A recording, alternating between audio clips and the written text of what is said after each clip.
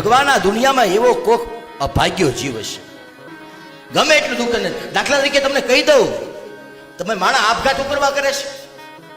આપઘાત એટલે કરે ને માણસ કે માથે દુઃખ આવ્યું, હા, માથે પીડા આવી, માથે સંકટ આવ્યું.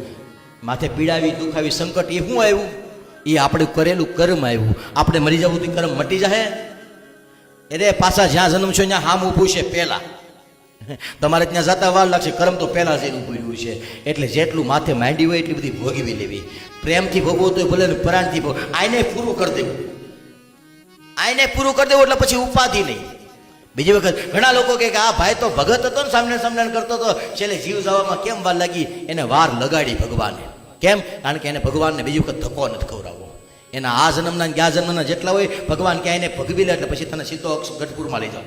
હા, તારે ધક્કો નથી ખાવાનો, એટલે એને ભગવાનું. એમાં કોઈ કઈ વાતું કરવાની જરૂર નથી. હું કરવા દુઃખી થાય છે, એના બધા પૂરા કરવા છે ભગવાન.